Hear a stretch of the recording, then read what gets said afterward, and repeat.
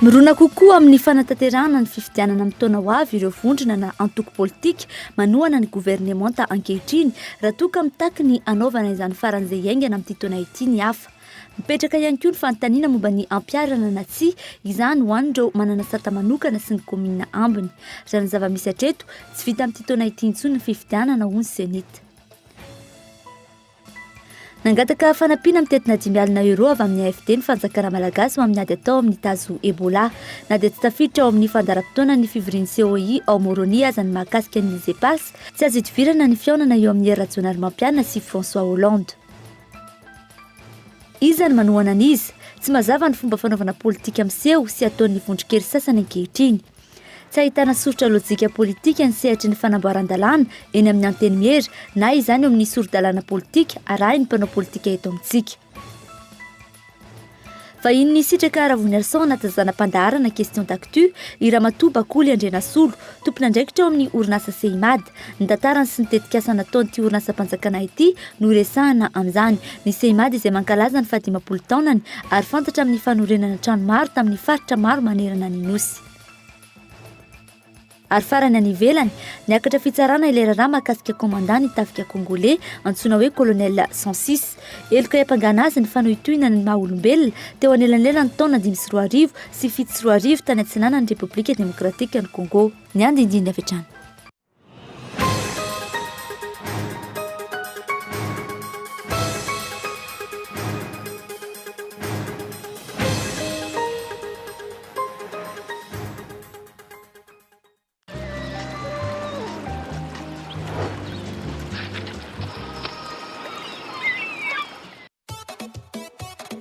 Zay tadiavinao, hitanao avokoa. Premier choix, première qualité, TV LED, marque originale, subwoofer, synthétiseur, lecteur, sonorisation. Hitanao any magasin Baolay. Baolay ny tsara trano.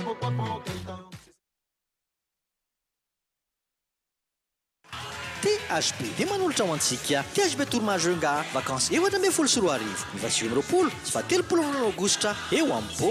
Hitantsika amin'izany isan'andro manomboka amin'ny 10 ora sasany animation podium miaraka amin'ny foyer ary ny tontolo andro kosa fort économique de Boy. Izoma rang concours misy THB vacances. Izy soratana anarana alefasy ny SMS amin'ny 032 28 085 84 033 76 909 47 034 81 451 19 hatramin'ny 27 août. Voafetra ny toera. Avy eo seho goavana miaraka amin'ny Stéphanie sabotsy kosa fampisehoana miaraka amin'ny Liana aran discothèque géante mandra-panahy ny andro miaraka amin'ny DJ Dexta sy DJ Nikidi Manu. Miaraka misy kosa dia efa Eurostar THB tsy misy vidim-pidirana.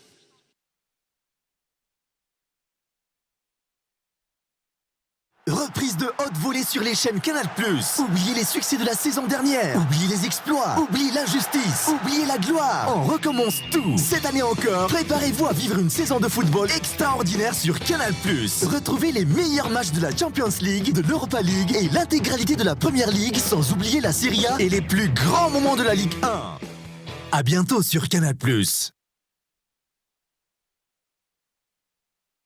Vous désirez être un exportateur professionnel? Rejoignez-nous dès maintenant à l'INCC ou Institut national du commerce et de la concurrence. La première école supérieure nationale publique spécialisée en commerce, INCC vous offre une formation en cycle lent de haut niveau en commerce intérieur et commerce international, professionnalisante et diplômante de 10 mois, et une formation à cycle court de 3 mois en commerce international. Renseignements, maison des produits 67 hectares, premier étage, porte 104,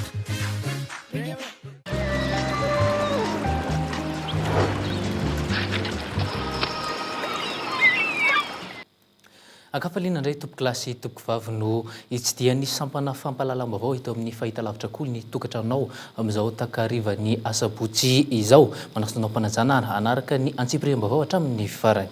Ny pezin'ny politika avy hatrany ary isan'ny isongadina mandritra ny fivoriana antapon'ireo filoham-pirenena eto amin'ny ranomasimbe Indian ny lafiny sosialy sy ny toe-karena andalo eo anoloan'ny filan-kevitra tsy ara-potoan'ny minisitra ao amin'ny COI ireo teknikasa misahana ny fampandrosoana rehetra.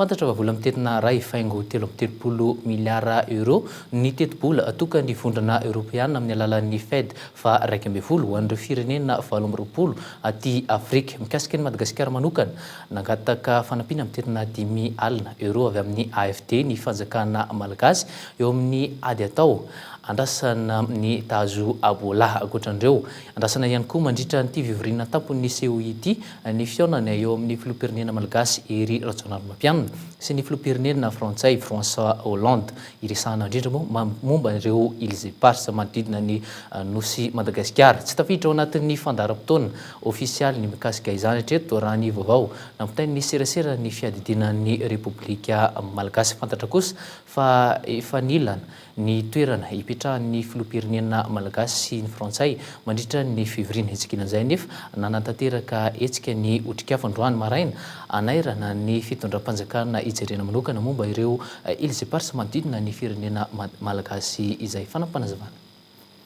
Ny androany moa zany dia nararotona ny fandalovan'ny François Hollande ety amin'ny ranomasimbe Indien mandalo aty izy tsindroa mandalo aty izy fa voalohany io ary zany mino fa afaka taona maromaro vao andalo indray izy ao La Réunion izy nakao Mayotte izy ary any Comore rarotony izay fandalovan'izay ilazana aminy sy mivoaka frantsay fa any Madagasikara ireo nosy manodidina antsoin'ny frantsay hoe îles éparses ary antsoin'ny Nations Unies hoe îles malgasy any Madagasikara zany izy ireo ka mitaky ny fialan'ny frantsay amin'ireo nosy ireo ny antony anaovana an'izao hetsika izao.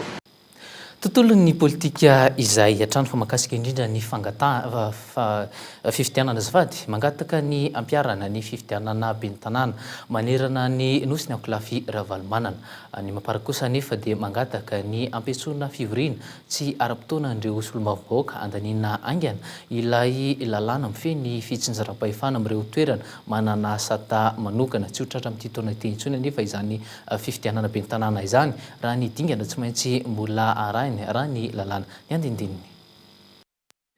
Mbola tsy manan-kery ilay lalàna mifeny fitsinjaram-pahefana raha tsy aorian'ny fahavitan'ny contrôle de constitutionnalité sy ny famoahan'ny filoham-pirenena azy anan-kery amin'ny alalan'ny promulgation de loi. Maharitra eo amin'ny 3 herinandro eo izay dingana izay raha ny lalàna. Ny fifidianana ben'ny tanàna nefa miankina amin'io lalàna io. Amin'ity taona ity ihany satsia izany fifidianana kominaly izany nivoaka tamin'ny fahanginan'ny senita rehefa nagiliky ny fitondram-panjakana tany amin'izy ireo ny andraikitra. Amin'izao fotoana izao zany ny senita dia miandry izay fotoana hoe ivoahan'le cadre juridique zay. Dia amin'izay fotoana izay zany ny senita eo amin'ny assemblée générale no manapaka ny federa tokony raisina miaraka amin'ireo le tombonantoko ao amin'ny PASEM amin'izay anatanterahana ny fifidianana izay. Dia ny aingana amin'io moa zany efa misy ny teknisiana eo anivon'ny senita manomana ny fanapahan-kevitra samihafa izay miaraka amin'ny secrétaire exécutif sy ireo tale isan-karazany efa eo am-pelantanana zany ny projet de chronogramme. Dia miainga amin'io zany ny avy-hevitra amin'io fotoana io hoe manahoana izay le fanatanterahana ny fifidianana eo anivon'ny commune izay. Ny assemblée générale zany manapaka. Tsy ny senita no sakana tsy hantaterahan'ny fifidianana kominaly raha ny fanazavana izy ireo hatrany. Miandry ny fotoana ivoahan'izay cadre juridique izay izy ireo andraisa ny fanapahan-kevitra. Mbola mizara kosa ny hevitra momba ny fifidianana any amin'ireo toerana manana sata manokana. Ampiarahana satsia ny fanatanterahana izany fifidianana izany. Ho an'ny ankolafy ravalomanana na oviana fotoana anatanterahana izany dia mangataka ny ampiarahana ny fifidianana izy ireo. Raha izay nge le satria raha miantso extra zao dia mety hoe amin'ity septembre ity zany dia rehefa tsy miantso extra dia amin'ny octobre dia mety tsy ho tratra zany le izy raha ny fijeriko azy. Fôtriny hoe tsy mety le hoe mijanona aloha ireo telo rehefa tokony hiaraka daholo ihany le fifidianana. Karazany mirona any amin'ny paikadin'ny fanjakana ankehitriny ny hevitra ity solombavambahoaka avy amin'ny ankolafy ravalomanana ity. Solombavambahoaka avy amin'ny mampara maromaro ohatra no nanipika fa hevitra iray hanemorana ny fifidianana io antony io mba ahafahan'ny antokony filoham-pirenena miomana tsara. Rehefa natsoina ny taroby kosa ny mampara dia nangataka ny fampiantsoana fivoriana faran'izay aingana ireo solombavambahoaka andinihana sy andaniana ilay lalàna ifeny fitsinjaram-pahefana amin'ireo faritra manana asa manokana Antananarivo, Nosy be, Sainte-Marie. Ny lalàna mifeny 7 izay voalany farany teo ihany ve no anatanterahina fifidianana raha ho amin'ny herintaona sa ihany 7 sy mpantsiana taona 2024 vaovao indray izany. Misy manaraka ve sa tsy ny lalàna mifeny antoko politika izay efa lany sy miantraka ankehitriny mipetraka eo fanontaniana io rehefa dinihana ny fomba fanaovana politika amin'seho sy ataon'ny vondrokely sasany ankehitriny. Isan'ny navarina ny paikadin'ny Ankolafy Ravalomanana tatoato izay afa ny Anjotarby tonga sy lazaina eny amin'ny Macro, afa kosa ny atao eny Tsimbazaza. Araka izany tsy misy ahitana soritra mazava politika ny momba izany, misehatra ny fanarahan-dalàna eny amin'ny anteny na izany aza nefa eo amin'ny sorodalana politika arahin'ireo mpanao politika ireny androany. Afa ny fanehoan-kevitra rapitso mifanohitra amin'izay no atao. Iandry Rarson. Ady hevitra nafonja teny amin'ny anteny miera-pirenena androm-panjakana mpanao lalàna nahakasika ilay lalàna fa aotra 2024 mamaritra ny fandaminana sy ny fomba fitantanana eny anivon'ny vondrom-bahoaka paritra izay nahitana andininy vitsivitsy mizara n'Antananarivo renivohitra ho komina enina. Saika nitovy hevitra avokoa ny ankamaroan'ny solombavambahoaka avy amin'ny Ankolafy Ravalomanana, ny Mapaza ary ny VPM malagasy miara-miainga nitsipaka ireo volavolan-dalàna natolotry ny governemanta ifeny fitsinjaram-pahefana ireo. Antony izay natonga ny governemanta nanatsoaka ny andininy tao anatin'ny lalàna mahakasika ny sata manokana ifehana n'Antananarivo renivohitra. Tamin'ny lalàna nodiniana teny Tsimbazaza iny, nilaza mazava ny solombavambahoaka TIM fa mampiemitra ny demokrasia eto amintsika ny votoatin'ny andininy miresaka momba ny fitsinjaram-pahefana amin'ny ankapobeny ao anatin'ny lalàna iray manontolo iny. Misy teboka maromaro ny ahitana fa tsy dia mety loatra io lalàna io. Tsika efa somary sahirana ihany vo 3 volana angambozay raha tsy diso namoahan'ny Amnesty International hoe misy fiemorana ny demokrasia eto amintsika. Dia indraindray ohatra ny alaim-panahy eritreritra hoe adino amin'ny mpanatanteraka ve zany zavatra zany satria ny lalàna tohitony mamono ny demokrasia. Mazava izany fa na dia nesorina aza ireo andininy momba ny sata manokana ny tanàna Antananarivo dia misy andininy maro ao amin'ity lalàna ity momba ny fitsinjaram-pahefana ilana fanovana. Nitondra amendement momba ny tamberin'andraikitra na ny redevabilité sy ny mangarahara amin'ny fitantanana ny komina ohatra ny vondrona politika malagasy miara-miainga. Noho ny lojika politika, nivoaka ny trano sy tsy nandany io lalàna io izy ireo rehefa tsy niraisina ny amendement natolony. Rehefa natao anefa ny fifidiana ireo lalàna ifeny fitsinjaram-pahefana dia solombavambahoaka polony fotsiny tamin'ireo nanatrika ny fivoriam-be na ny séance plénière izany no tsy nandany izany. Indrindra fa ilay lalàna laharana fa aotra 2024 nambaran'ny solombavambahoaka avy amin'ny Ankolafy Ravalomanana fa manandanja iny lalàna iny ary maro ihany koa ireo andininy ahitana fiovana raha ampitahaina amin'ny lalàna ny fe ny fitsinjaram-pahefana teo aloha. Ao anatin'io lalàna io no miteny hoe inona ny andraikitra sy tandrifim-pahefana ananan'ny mpitarika mpanatanteraka be ny tanàna na lehibe ny faritra na lehibe ny faritany na ireo mpanolotrana na filakevitra zany. Ao anatin'io lalàna io no milaza hoe rehefa inona no azo osorana ny be ny tanàna. Zany rehetra zany be dia be lalàna manandanjo io. Inona ny tsy tovizany tamin'ny teo aloha izy ianao? Mandroso ny fiainana, mandroso ny zava-misy mivoatra ka mila avoatra le izy. Izay dia ny fideny lalàna iny satria afahana hitanay tsara fa afahana mitsinjara tsara hoe tena misy ny atao vondrom-paritra mahefa zany. Na manakina aza amin'ny fotoana sasany ny Ankolafy Ravalomanana dia tsy mitondra amendement na fanitsina amin'ny volavolan-dalàna atolotry ny governemanta fa mandany izany tahaka ny HVM ihany. Tsy mazava amin'ny mpanara-baovao intsony ny sangotom-panina politika ataon'ireo mpomba ny filoha teo aloha raha tarafina amin'ny fifanoheran'ny fihetsika ataon'izy ireo eny Tsimbazaza sy ny baiko avy any Afrika Atsimo. 7 volana no efa tao anatin'ny governemanta izy ireo ary 7 volana ihany koa no nitakina ny iverenan'ny Ravalomanana. Mampiakapeo matetika amin'ny tsikera mitondra kehitriny Ravalomanana. Mpanangatanana matetika mandany lalàna rehetra tolotry ny governemanta kosa ireo solombavambahoaka TIM.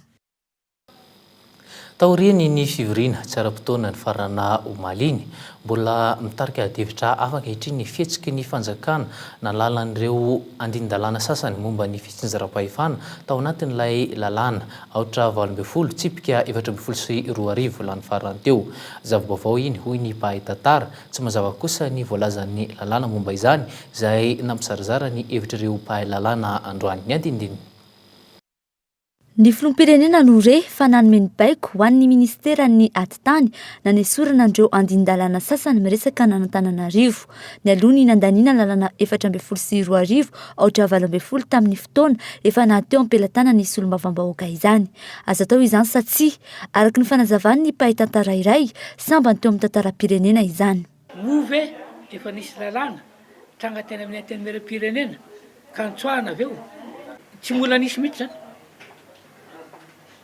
tamin'izany fotoana zany aloha dia tsy mbola nisy loatra ny antenimera-pirenena zareo zany fa nisy ny conseil provincial isaky ny faritany fa ny antenimera-pirenena mbola tsy nisy zay aloha dia tokony avaka tsara zay ny dikan'izany dia zao raha ohatra zany tsy hoe mikarakara ny ino moa tisy ny fifidanana zay ho ben'ny tanàna dia fitondrana fibeny au commissariat no arakaraky teo satria mbola tsisy ministry nahatany ke tamin'izany.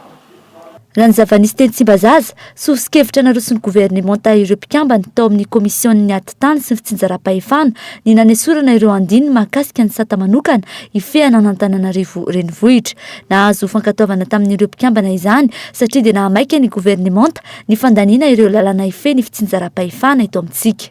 Taorian'ny fivoriana ny roa andro manintsitra dia ny fanarahana fa ho avoaka anana endrika volavolan-dalàna ray manokana mihitsy reny sata manokana ifeny commune Antananarivo renivohitra sy ireo commune hafa toa ny Sainte Marie sy Losbe izay ka hoesorina amin'ity volavolan-dalàna ity ary hodiniana amin'ny fotoam-pivoriana manaraka izay ho faritana aoriana.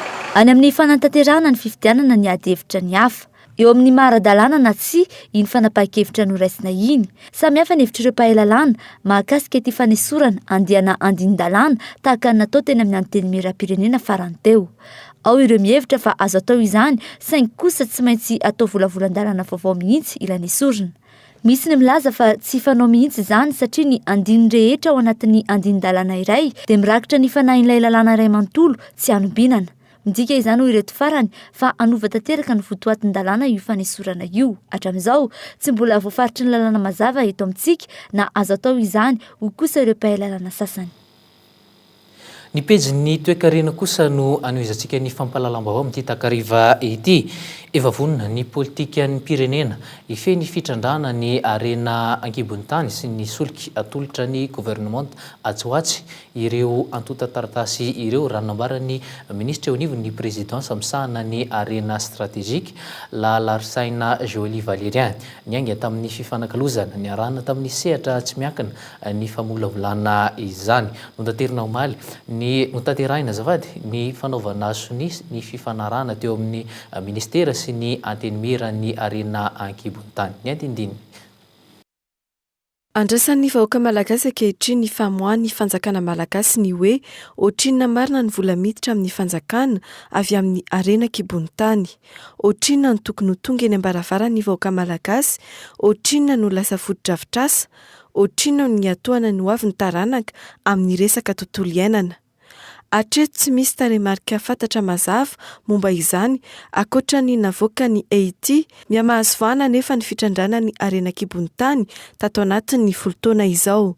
Akoatra ny Croma Ambatovy Rio Tinto QMM izay efa mamokatra amin'izao tetika samaro toy ny fitrandrana via ny Soalala, ny Arina ao Asako, ny Terrar any Ampasindava no ao anatin'ny fikarohana. Ho fanomanana amin'ny fidirana amin'ny fitrandrana ireo arem-pirenena ireo, isy ny fanavozana tao amin'ny lalàna mifeny arena ankibon'ny tany. Dia voalohany zany tsy maintsy miainga avy amin'ny fanjakanako aloha le bazin'le lalàna fe fa io dia tsy maintsy irahana amin'ny jery satria na tonga any amin'ny mandala tohatra tsy maintsy andehanana amin'ireo rahalahy ireo dia tsy maintsy misy foana mba iarahana mijery mba tsy isiny le hoe ditiko felebe atao amin'ny fanjakana fa tsy maintsy mbao. Amin'izao fotoana izao mbola tarimarika tsy voafaritra ihany koa fa ambara hoe fitrandrana 3 na 4 ny fantatra fa efa tena manao ny asa ary efa mipidibola ho an'ny fanjakana. Manana ny anjara toera ny antenimera ny arena kibony tany eo amin'ny fametrahana ny fahaiza-mitantana ny arena kibony tany. Ireo tetikasa lehibe izay misy efa eo am-pitrandrahana, efa nanomboka amin'ny fitrandrahana sy famokarana, misy mbola mikaroka. Miezaka tokoa ny antenimera miaraka amin'ny mpiara-mobonatoka ivelany izay manampy ara-bola, manampy ara-teknika amin'ny fanatsarana ny fitantanana na ny fikarohana na ny fitrandrahana hanaja ny lalàna aloha voalohany indrindra sy ny fenitra iraisam-pirenena, ohatra amin'ny tontolo iainana, ohatra amin'ny lafiny ara-piarahamonina. Misy io, misy fionana ara-teknika, misy fampiofanana, misy fizarana traikefa ny samy mpikambana. Ny tanterahana omaly ny fanaovana soni ny fifanaraha-piara-miasa eo amin'ny ministera misana ny arena stratezika sy ny antenimera ny arena kibony tany. Ny makasika ny fandriampahalemana eto andrenivohitra no anoizitsika ny fampalalam-baovao tsy fakana ankeriny araka ny feo ny ely androany ariva ny zavantranga teny ambanidia fa lehilahy iray no lavon'ny balan'ny polisy teny akaiky ny EPP teny antoerany. Voalaza fa mpanao sito mahery sy mpandromba izy io ary ireo olona ao anaty taxi be no tena lasibatra amin'izany asany izany. Efa tamo izy ireo no niaraka araka ny fampitam-baovao avy amin'ny polisy pirenena io ariva io hatrany ary tratra ambony omby saingy tafaporisaka ny namany 3 ambiny ary ifampitadiavana amin'izao ora itenenantsika izao. Pobasy intelo moa no reteny toerana ora vitsivitsy izay. Rehefa miresaka izay tsy fandriampahalemana izay trany alefa any atsimo ireo zandary tratra mandika lalàna ka isan'izany ireo manao kolikoly eny amin'ny lalam-pirenena. Nasaina nanao lettre d'engagement ireo mpibaiko 20 manerina ny nosy ho fanamafisana ny fanaraha-maso akaiky izany. Efa nanomboka tamin'ity herinandro ity ihany koa ny fanatevenana isan'ireo mpitandrona filaminana any atsimo. Fantatra ihany koa nefa fa zandary misa 570 sy arivo anatanteraka ny opération coup d'arrêt faharoa. Ka itao Andresalavo. Hoentitra ny anivon'ny zandarmarie-pirenena manoloana ny kolikoly madinika eny amin'ny lalam-pirenena manomboka izao. Isy ny atao hoe lettre d'engagement hosoniaviny ireo zandary tompona andraikitra isaky ny faritra tsirairay avy eto Madagasikara. Hosoloina avy hatrany ary alefa anatevi-daharana any atsimo ireo amin'ny mandika lalàna. Fa azo afindra sy ho miaramila misahana ny sécurité routière, brigade de sécurité routière sony ny zareo fa afindra any amin'ny asa hafa satria araka ny voalazan'ny général teo lefitry ny commande ny gendarmerie dia mitady olona ny anasimo azo alefa any asimo ny zareo zany raha ohatra ka mbola manohy an'io asa sy mendrika io satria maro ny gendarme, maro ny mahavita an'io asa io azo soloana. Tsy nisy resaka kosa nefa ny hoe fitaovana vaovao mena ireo tompona andraikitry ny filaminana anaraha-maso ny fampiarana ity lettre d'engagement ity. Ankilany hatevenina anisan'ny brigade mobile d'intervention izay misy 70 amin'izao fotoana izao, 10 ny any atsimo ary 7 ny any Fianaratsoa. Antony aingam-piasa ary afaka mivezivezy manerana amin'ny faritra iasana izy ireo ary ahitana tombotsoa. Fomba fiasany dia mamobile anazy misy tomobile izy dia afaka mobile afaka mandeha malakilaky mandeha any amin'ny toerana izay ilana anazy. Tsy ekipa voafona avy aty Antananarivo ireo fa raha ny kany atsimo zao dia personnel ny gendarmerie ny groupement ny anosy. Dia le amin'ny Fianaratsoa amin'iny aksaneran'isay dia personnel ny gendarmerie ny surgène ny Fianaratsoa. Dikan'ilay surgène zany afaka mandeha amin'ny province Fianaratsoa mihitsy zany sa afaka mandeha naizana izy amin'ny province Fianaratsoa. Tafiditra ao anatin'ny politika napetraky ny fanjakana ny fametrahana paikady hiadena amin'ny kolikoly eny anivon'ny tompona andraikitra isatokajiny ny ministera ary ny faritra rehetra manerana ny nosy. Fantatra ihany koa fa efa nanomboka ny alakamisy farany teo ny fandefasana miaramila zato andiany voalohany amin'ireo 570 alefa ny atsimo anao ny opération coup d'arrêt faharoa. Ny famoahana vola 300 tapitrisa ariary mahery anaovana izany sisa no andrasana anomboana izany etsika izany. Ny fanadidiny no itotiantsika avy hatrany eo amin'ny pejy sosialy. Araka izany ary dia ny lafin'ny fitaterana no anohizantsika ny fampahalalam-baovao. Ahoana ny fandriampahalemana, ahoana ny mpanendaka, ahoana ny filaminan'ny mpandeha, ahoana ny entana very. Raha fitinina zany dia inona no fepetra anatsarana ny tolotra omena ny mpanjifa. Ireo no fanontaniana apetraka ireo mikasa andeha hanao vakansa taorian'ny nampiakarana ny sarandalana omaly. Isan'ny be mpampiasa ny eny amin'ny fasankarana. Araka izany ary fanakatonana avy hatrany ny birao no sazy miatra ho an'izay tratra mampidina sarandalana eny amin'ny zotra nasionaly. Ireo no fepetra no raisina taorian'ny fampiarana ny fampiakarana ho 13 isanjato azafady ny sarandalana omaly. Ka itao andretsy lava hatrany. Ho an'ny zotra mianatsimo hatrany amin'ny 700 isan'andro ankehitriny ny fiara-mameno mpandeha ivelan'ny toby fiantsonana. Manaratsy le izy satria zalahy zany rehefa bebe olona zay vao tonga ety dia izay le mpameno isan'andro zany lasa matetika satria tondra morona le izy le taxi be mameno clandestin ety. Nanomboka androany noraofiny atetesy ny mpitandro filaminana avokoa ny taratasin'ireo fiara rehetra mandika lalàna ka maka mpandeha ivelan'ny toby mpiantsonana ara-dalàna ho an'ny zotra nasionaly sy rezionaly. Ny tombo avy telo eny izy ireo rehefa fialan-tsasatra tahaka izao eny Ankadimbahoaka sy eto Anosy ohatra. Isa maraina misy ireo fiara mangalatra mameno an'ireo iazo anatsirabe sy ny lalam-pirenena fahafito. Manodidina ny 50 ireo mpanera very fihinanana vokatry ity fanapakevitra no raisina ity. Efa tsy misy tsony eto zao satria efa enjehan'le ATT dia efa lasa miverina eny amin'ny stationnement daholo te. Nanomboka androany izy zao no nanomboka nanao descente te. Ho an'ny eny anivon'ny kooperativa tsy ho mpanera intsony no iantsonan'ireo mpanera ankehitriny fampiasa ara-dalàna. Omena karatra na bady izay eken'ny kooperativa izy ireo manomboka ny alatsinainy izao. Ao ireo alefa anatevana ny mpitandro filaminana sivily, ao ireo iantoka ny fiantsonan'ny mpandeha, samy manana ny bady tsy natotany kooperativa tsirairay. Hatreto aloha zany dia manaiky izay aresy lahatra izay fa izay tsy mahana asa rehetra avany dia atao anaty hotera daholo no mandeha. Noho izany efa misy fepetra tsy maintsy ataonay rehefa kelikely izay irahana amin'ny ATT sy ny ministera hoe mahana bady daholo ny tena mpiasa isaky ny kooperativa tsirairay avy. Ireo mpanera eny anivon'ny toby mpiantsonana ara-dalàna nefa no voakasika izany. Misy kosa ireo manera ivelan'ny toby afa-po tamin'ny fanapakevitra no raisina ny mpamily. Hita aloha dia tena manara-penitra daholo ny taxi brosy atao anatin'ny stationnement hatramin'izay nandraisana izay fanapakevitra izay. Raha ny fanazavana azo ny maraina no tena ahitana izany miala eto Anosy hatreny Tanjombato. Isan'ny fepetra no raisina ihany koa ny fanaraha-maso ny mahavon'ny entana ho an'ireo zotra nasionaly. Raha ny tokony ho izy tsy mihoatra ny 20 cm izany. Iamafy araka izany ny ady ho an'ireo mpamily makatombony amin'ny saran'entana sy ny komision. Fa mitsinjo hatrany ny mpanjifa ny Canal Plus ankoatra ny prélèvement bancaire manamora ny fomba fandoavam-bola ihany koa ny fandefasana izany amin'ny alalan'ny Orange Money M-vola ary ny Airtel Money. Manakaiky ny mpanjifa ihany koa ny orinasa amin'ny alalan'ny point de recharge Canal Plus afahana moa manao ny réabonnement. Isan'ny fandahara ara-panatanjahan-tsena arahina amin'ny chaîne Canal Plus amin'izao fotoana izao ihany koa ny fidinany tompon-daka ny Frantsa eo amin'ny ringgit top 14.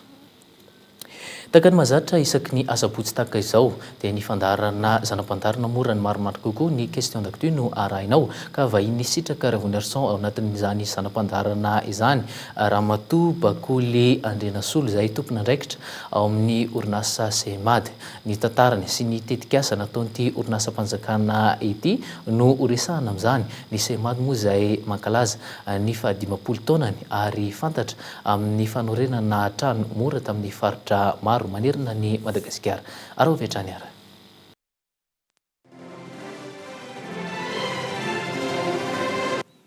Miarabantsika rehetra ny tokantrano any tonga soa atao anatin'ny fandaharana question d'actu fandaharana izay arahinao atao anatin'ny fampahalalam-baovao isaky ny asabotsy toy izao. Ho anty androany ity dia manambahiny ny fandaharana tsy iza izany fa Ramatoa Andrenasolo Bakoly avy amin'ny orinasa Semady. Dia faly miarabanao izay atao anatin'ny fandaharana question d'actu. Miarabanao ihany koa Ramatoa Sitraka. Dia faly miarabany mpijery ny KOLO TV rehetra tompoko.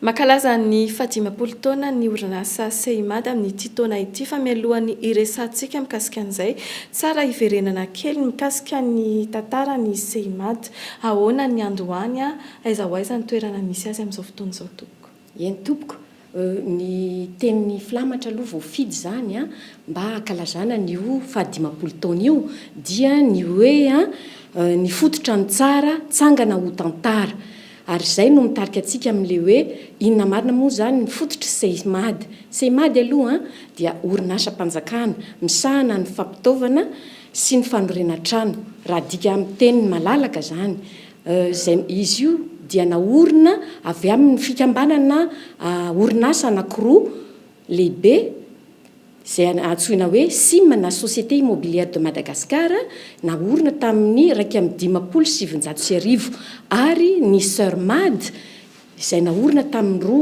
1979 ny SIM aloha mariako dia orinasa nanao ny mikasika ny fanorenana trano sy ny manodidina azy zay fotsiny ary ny Surmad dia natao orinasa mikasika ny fananantany sy ny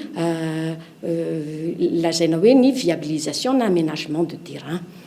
Raha jerena zany dia rafitra anankiray napetraky ny fanjakana ny seimady anao andreny le cité reny raha ohatra hitanisa fotsiny ahako ny cité Ampefilo raha ny eto Antananarivo, ny cité 67 hectares, ny cité Ambohipo tsy vitandreo fa ny cité hafa ihany koa nataony manera Madagasikara. Raha hiteny aho hoe ny andraikitra zay ho sahaniny seimady ny araky ny voalaza teo dia ny andraiky ny voalohany zany dia manao trano fonenana ho an'ny daholobe zay ny tena andraiky ny voalohany zay natao en location simple na natao hovarotana ihany koa zay ny tena andraikiny faharoa manarakaraka an'izay dia mamolavola tetikasa zany amin'ny fanorenana trano izy sy ny manatanteraka izany. Fahatelo manajary tany anorenana trano zay koa zany anjara andraikitry ny seimady ary ny fahaefatra dia mamolavola tetikasa entina anatsarana ny tanan-dehibe sy manatanteraka izany. Zay zany. Efa natsipinao tao ihany mikasika ny andraikitry ny seimady tao anatin'izay 10 taona ny orenan'izay inona ny tena hoe tetikasa nanamarika ny seimady inavy ireo hoe asa efa nataony. Voalazako teo ny fanorenana andreo cité zay namaritra mihitsy ny fivoaran'ny tanàna teo amin'ny teto Madagasikara zany. Ny raha nompoka any amin'ny Diego zany ka trany amin'ny faritra atsimo dia teo amin'ny 70 fivondronana ao anatin'izay zany ny renivohim-paritany enina no nanaovany seimady trano fonenana na cité na lotissement zany. Ny isan'ny trano efa voaorina zany dia manodidididina any amin'ny 5,000 any hoany no natao. Ankoatran'izay anefany dia nanajary ihany koa izy toerana zany ahafahana manorina trano ary ankoatran'izay le asa fanorenana trano zay koa dia nanao karazana hoe contrat de maîtrise d'ouvrage délégué izy zany hoe nandray andraikitra izy zany eo anivon'ny fanjakana na olon-tsotra na orinasa zany amin'ny fanamboarana ny trano zareo sy ny fanaraha-maso ary ny fitantanana ny vola mihitsy andreo voalaza teo reo. Zay no efa vita. Manahoana sy ahoana kosa no hoe eritreritra reo mikasika ny avy inona no hoe tetikasa vinavinainareo atao ao anatin'ny 10 taona manaraka ohatra. Eny tompoko. Raha hozaraiko eo amin'ny foezaka sy ny lavitresaka angamba le izy dia ao anatin'ny foezaka aloha zany zahay atoato dia anao trano vaovao eny Betsizaraina. Ny anaran'le toerana moa zany dia natsoina hoe Semady soa iadanana. Anorina zany zahay eny eo amin'ny 200 trano fonenana natokana ho an'ny olon-drehetra izy io. Ao anatin'izay ihany koa dia isy ihany koa eo Ampefilo fanatsarana ny tanàna ihany koa anao appartement eo zahay. Zay zany eo anatin'ny foezaka ao anatin'ny ataoko hoe ao anatin'ny 5 taona indray dia anorina zay akoatra ny eto Antananarivo zany eny ambodratrimo zay anaovana trano a hoan'ny daolobe dia anao ihany koa zahay a any amin'ny faritany a Tomasina ary any amin'ny faritany a Antsiranana. Dia ao anatin'ny 10 taona misy ihany koa hiparitaka izahay a manerana ny renivohim-paritany a sy any amin'ny fivondronana hafa ihany koa. Araka ny fanambarantsika teny am-piandohana teo mankalaza ny 10 taona ny orinasa Seimady amin'ity taona ity, manahoana sy ahoana kosa ny hetsika karakarainareo anatin'izay fankalazana taonjobily izay. Ao anatin'izay fankalazana taonjobily izay a dia nanomboka moa izy io tamin'ity taona ity tamin'ny volana Mars. Nisy fanokafana an'izay taonjobily izay a ary nizarana meday ho an'ireo mpiasa voasitraka zany a tao anatin'ny Seimady. Manarak'izay dia amin'ito 27 ny volana Aogositra ito dia isy a fitokanana ny tsangambato ny 15 taona ny Seimady. Inona moa io tsangambato io a dia ny ivotoeran'ny Seimady a no ho tokanana amin'ny fotoana io a eny amin'ny 67 hectares.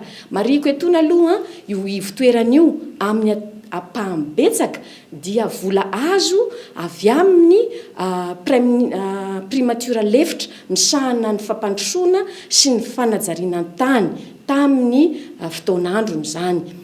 Manarak'izay a amin'io voalondohan'ny volana septambra io a dia isy a tournoi de pétanque zany a ho karakarain'ny Seimady. Amin'io volana septambra ihany koa dia isy a karazana hoe fialamboly ny fianakaviam-be Seimady ivoaka zany mba akarivotra. Dia amin'ny farantaona manakaikaiky amin'ny farantaona any a isy hetsika lehibe a asana rindrakirana baolina lehibe ho ataonay zany a entina maranana tanteraka an'ito fankalazana 15 taona ito. Eny tompoko, isaorana ianao ny vahiny tato anatin'ny fandaharana question d'actu an'ity androany ity, dia izay ihany koa no manakatona ny fandaharana ho an'ity asabotsy ity. Manome fotoana anao indray amin'ny asabotsy toy izao ato anatin'ny fandaharana question d'actu. Veloma tompoko. Veloma tompoko.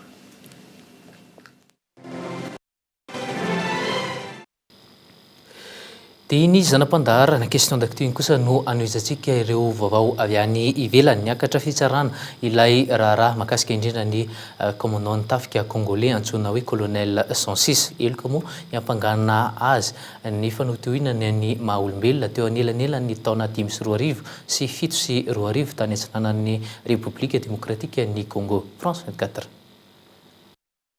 Ity no raharaham-pitsarana isan'ny lehibe indrindra tao Congo mahakasika manamboninahitra. Efa ho herinandro izao no niakatra fitsarana ilay kolonely fantatra tamin'ny anarana hoe colonel 106 no ny voalaza fa eloka manohitohina ny maha-olombelona na ny crime contre l'humanité iampangana azy. Nandritra ny 3 taona teo anelanelany taona 5 sy 2 sy 7 sy 2 voalaza fa nampiororo olona tany atsimon'ny Congo ity manamboninahitra teo aloha ity. Anjatondreo niarany erisetra nataon'io lehilahy io sy ireo mpiara-dia aminy. Maharitra herinandro vitsivitsy eo ny fotoam-pitsarana ity manamboninahitra 7 taona ity. 700 eo ireo nilaza niarany erisetra nataony ary joro vavolombelona. Samy saritava avokoa ireto farany ary andalo anao andiany ampoliny manoloana ny mpitsara. Ho an'ity vehivavy iray ity izao tonga tao amin'ny tanàna ny colonel 106 ary nandravarava sy nitifitra izay rehetra nifanehitra taminy. Niraofina avokoa ny vehivavy tao an-tanàna ary isan'ireo niarany fanolanana izy. 12 taona izy tamin'izany ary afaka nandositra ihany raha ny fanazavany nefa mbola mitondra takaitra hatramin'izao. Eo ambany fiahiny ONU ity fitsarana ity ary natao izy tsy nafantarana ireo niarany erisetra na lana vavy iarovana azy ireo. Andrasana afaka tapabolana eo ny voka-pitsarana. Sazy 20 taona an-tranomaizina no miandry ny colonel 106 akoatra ny lamandy. Tranga izay mampatsiahy ny raharaha maro tahaka izao nakasika manamboninahitra malagasy maro tamin'ireo tolom-bahoaka maro samihafa ny fandimby teto Madagasikara ity zava-misy tany Congo ity. Mitaraina ankehitriny ny ponina Antananarivo amin'ny resaka asa fitateram-bahoaka. Inona no olana eo amin'ity tontolon'ny fitateram-bahoaka eto andrenivohitra ity ary ahoana mety anarenana ny fifamoivoizana eto Antananarivo. Dia tokony fantatra ny mpitatitra sy ny mpanjifa ireo no resahina aminao ao anatin'ny fandaharana alalino rehefa avy eo aorian'ny fampalalam-bao amin'ny fitenin'ny frantsay. tapotra ny fampalalam-baovao teto amin'ny fahita lavitra kolo tompo klasy toko vavy ankasitraninao nanaraka izany hatramin'ny farany raha mpitso amin'ny ora tahaka izao indray ny fotoana antsika manaraka viloma tompoka.